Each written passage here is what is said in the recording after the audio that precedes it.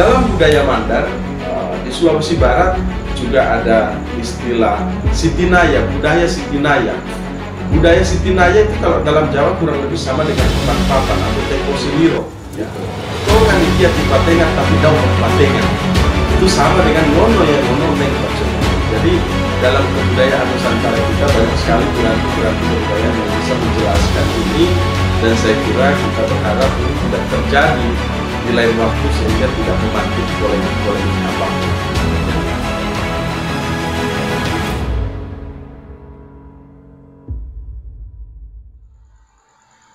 Bismillah, Assalamualaikum warahmatullahi wabarakatuh. Agak rame di media, termasuk media sosial akhir-akhir ini, polemik tentang munculnya rendang babi yang seorang pedagang atau pebisnis yang memunculkan atau membuat rendang babi dan mempromosikannya. Polemik ini akhirnya bergulir di mana-mana.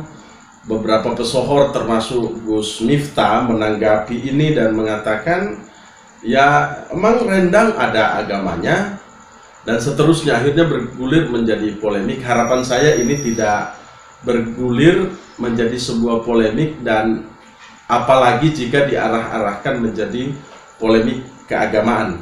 Bagi saya ini bukan polemik keagamaan atau bukan isu agama, ini adalah polemik kebudayaan. Artinya apa? Rendang itu, pertama yang ingin saya jelaskan, rendang itu adalah menjadi bagian dari kehidupan orang Minang sehari-hari. Sesuatu simbol-simbol yang sudah melengket pada kehidupan orang Minang. Ini yang kemudian mungkin memanti persoalan. Yang pertama, akar persoalannya adalah pebisnis yang membuat rendang babi ini menamakan atau memberi brand pada rendangnya ini dengan nama rendang babi Ambo. Nah, yang kedua, brand yang lain dia menggunakan rumah Bagonjong atau rumah Minang itu. Nah, bagi saya dua hal ini, baik itu babi Ambo maupun rumah Bagonjong, kata Ambo sendiri itu adalah kata atau kalimat orang Minang. Ambo itu artinya aku dalam kehidupan orang Minang. Kebetulan saya pernah belajar 1 semester tentang mata kuliah tentang Minangkabau. Yang kedua, rumah Bagonjong. Rumah Bagonjong itu adalah identitas orang Minang. Jadi baik kata Ambo maupun rumah Bagonjong itu adalah identitas yang sudah melengket pada kehidupan orang Minang. Nah, rendang itu sendiri adalah identitas kebudayaan orang Minang. Rendang memang tidak memiliki agama, tetapi rendang sebagai sesuatu yang melengket pada kehidupan orang Minang. Rumah Bagonjong juga demikian. Tentunya ini tak bisa dilepaskan dari kehidupan orang Minang. Sementara kehidupan orang Minang itu sangat-sangat dekat dengan kehidupan atau budaya Islam atau keislaman.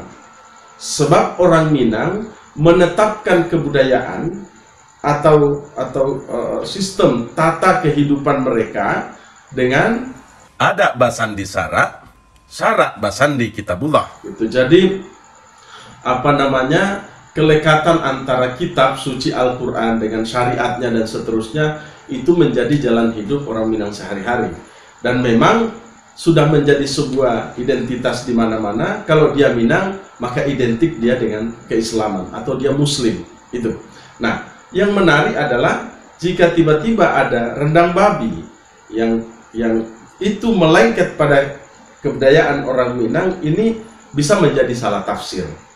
Saya sih mengapresiasi dan berterima kasih kepada si pebisnis. Saya juga tidak terlalu tahu namanya siapa, yang sudah memohon maaf dan menyampaikan untuk menarik bisnis rendang babinya ini dari pasaran. Namun bagi kita semua cukup ini menjadi pelajaran, kita memaknai ini sebagai sebuah pelajaran agar tidak melakukan tindakan apapun atau kerja-kerja meskipun dalam konteks kreativitas sebelum melalui perenungan atau belajar yang lebih panjang, efek apa yang akan ditimbulkan dari sesuatu yang kita buat itu.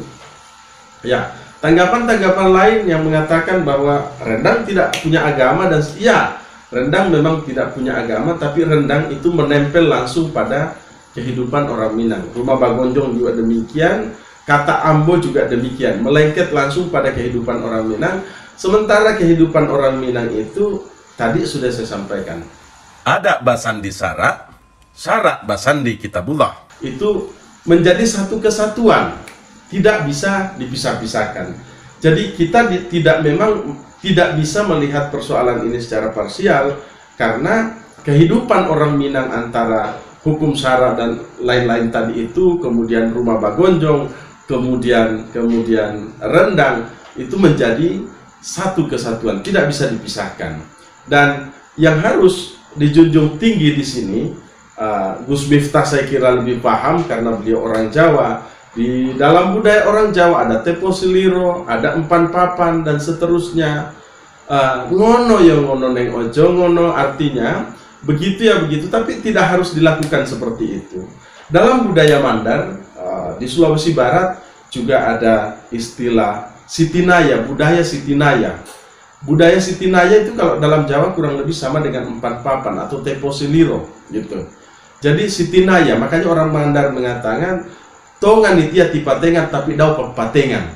Itu sama dengan ngono ya ngono neng ojo ngono. Jadi dalam kebudayaan Nusantara kita banyak sekali piranti-piranti kebudayaan yang bisa menjelaskan ini, dan saya kira kita berharap ini tidak terjadi di lain waktu sehingga tidak memantik polemik-polemik apapun. Jadi sekali lagi antara rendang, rumah Bagonjong, kata Ambo itu menjadi satu kesatuan dalam kehidupan kebudayaan orang Minang yang berdasar pada Basandi Sara dan Basandi Kitabullah tadi itu. Ini yang harus kita junjung bersama sebagai cara kita menghargai dan menghormati kebudayaan-kebudayaan yang ada di Nusantara. Ada hal-hal yang bisa dipisahkan dan ada hal-hal yang tidak bisa dipisahkan.